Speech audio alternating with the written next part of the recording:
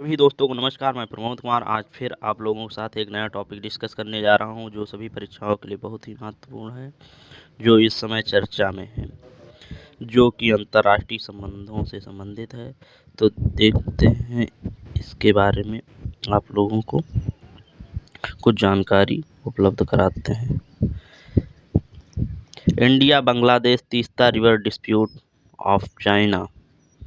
तीस्ता नदी के प्रबंधन संबंधी एक परियोजना के लिए बांग्लादेश चीन से लगभग $1 अरब का ऋण पर चर्चा कर रहा है।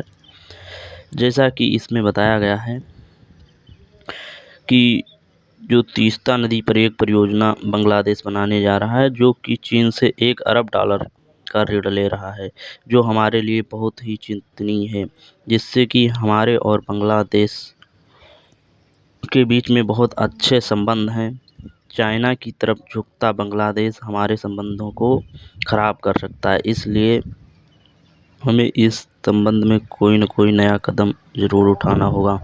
सिक्किम तथा पश्चिम बंगाल से होकर असम में ब्रह्मपुत्र नदी, बांग्लादेश में इसे जमुना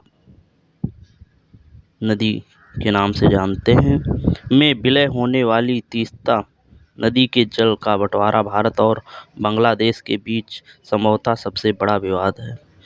इसमें जो है ये सिक्किम पश्चिम बंगाल के रास्ते बांग्लादेश में प्रवेश करती है। जब बांग्लादेश में प्रवेश करती है, उसी में पानी के बंटवारे से संबंधित ये बहुत लंबे समय से विवाद चला आ रहा है। दोनों देश सितंबर 2011 में जल साझाकरण समझौते पर हस्ताक्षर करने की अंतिम प्रक्रिया में थे, किंतु पश्चिम बंगाल की मुख्यमंत्री ने इस पर आपत्ति जताई और इस समझौते को रद्द कर दिया गया था। उस समय 2011 में जो है बिल्कुल फैसला होने वाला ही था कि पश्चिम बंगाल की मुख्यमंत्री ने इसमें अड़चनें उत्पन्न कर दी। चीन का इस विवाद में हस्तक्षेप करना भारत को चुनौती दे सकता है और बांग्लादेश के साथ प्रगाढ़ भारतीय संबंधों के लिए भी खतरा उत्पन्न हो सकता है। चीन जो है एक बहुत बड़ी चेकबुक डिप्लोमेसी अपनाता है, जो कि लोगों को पहले लोन देता है, बाद में उस पैसे को देकर अपनी तरफ कर लेता है, जिससे कि भारत में को अस्थिर किया जा सके और भारत में अशांति उत्पन्न हो। चीन भारत के सभी पड़ोसी देश जैसे नेपाल, भूटान, बांग्लादेश, श्रीलंका, पाकिस्तान के साथ अपनी आर्थिक गतिविधि को बढ़ा रहा है। जितने भी भारत के पड़ोसी देश हैं, क्योंकि उसे पता है कि एशिया में जो हमें टक्कर दे सकता है वो सिर्फ इंडिया ही है, लेकिन ऐसा है नहीं। जैसा कि मतलब वो सोचता है कि जो है चाइना सोचता है कि भारत हमें काउंटर कर रहा है, लेकिन भारत अपने आप में अपनी सीधी रेखा में चल रहा है, लेकिन उसे लगता है।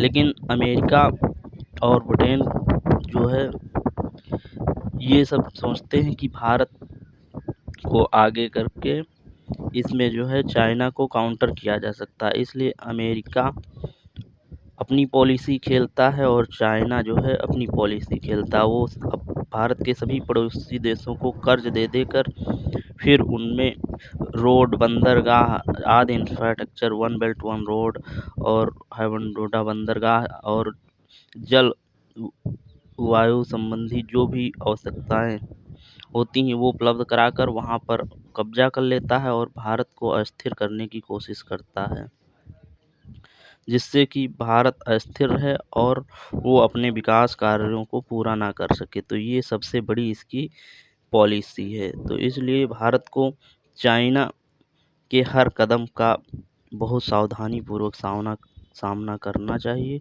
जिससे कि वह हमें इस तरह परेशान ना करने पाए या भारतीय विदेशी नीति के लिए संकट उत्पन्न कर सकता है।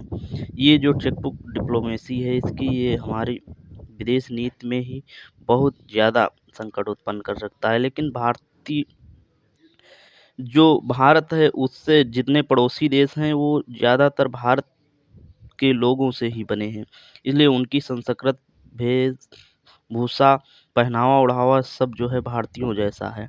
ये मान लो हज़ारों साल, 10,000 साल, 20,000 साल, 50,000 साल पहले सब भारत के ही हिस्से थे।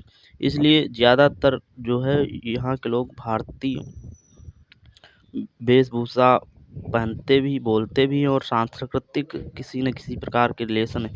इसलिए भारत सरकार को चाहिए कि इन जो पड़ोसी देश हैं, इनसे हम लोग हमेशा अच्छे संबंध बनाए रहें, जिससे कि हमारे यहाँ कोई विवाद ना उत्पन्न हो।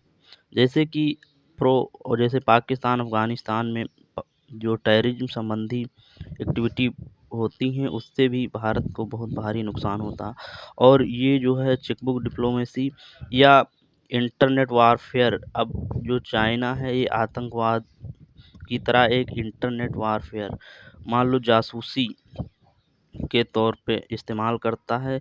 ये भी एक तरीके का आतंकवाद ही। तो इसलिए हमें चाइना से और अपने जो पड़ोसी देश पाकिस्तान, इन दोनों से बचने के लिए हमें बहुत ही इंटेलिजेंस, आर्टिफिशियल इंटेलिजेंस की आवश्यकता होगी, जो हमारी सुरक्षा कर सके। तो इनसे निपटने के लिए हमें बहुत ही सावधानीपूर्वक कदम उठाने होंगे, क्योंकि ये जो है काफ़ी ताकतवर है।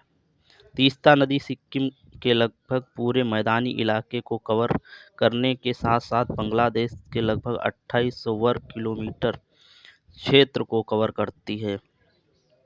ये जो है बांग्लादेश के 2800 वर्ग किलोमीटर को कवर करती है।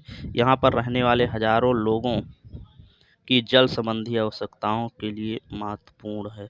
जो बांग्लादेश में ये 2800 वर्ग किलोमीटर है, यहाँ पे लोगों के जीवन के लिए बहुत ही महत्वपूर्ण है, इसीलिए ये विवाद रहता है। ये जो तीस्ता नदी है, ये हिमालय से निकलती है तथा सिक्किम, पश्चिम बंगाल होके बांग्लादेश में ये ब्रह्मपुत्र नदी में मिल जाती है। इसकी कुल लंबाई 309 किलोमीटर है। ये जो है सिक्किम और पश्चिम बंगाल की जीवन रेखा भी इसे कहा जाता है। इसकी सहायक नदी जो है रांगपो नदी है। रांगपो नदी है, इस पे जो बांध बना है उसे रंगीत बांध के नाम से जानते हैं, जो कि बिजली उत्पादन के लिए उत्तर पूर्व भारत में बहुत ही महत्वपूर्ण स्रोत है।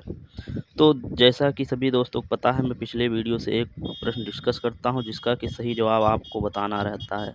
तो आज का प्रश्न है, वर्तमान में हमारे वातावरण में कार्बन डाइऑक्साइड गैस की मात्रा कितने प्रतिशत पाई जाती है? इस समय जो हमारे वातावरण में है, कार्बन डाइऑक्साइड की एक्चुअल में कितने परसेंट मात्रा पाई जा रही है, वो आपको बताना है। पहले 0.33% थी, अब जो है कितने परसेंट पाई जा रही, तो उसे आपको बताना है।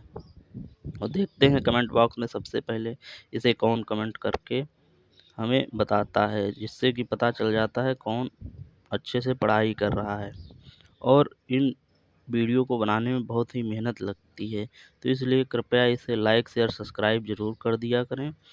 और इस पूरी वीडियो देखने के लिए बहुत बहुत धन्यवाद।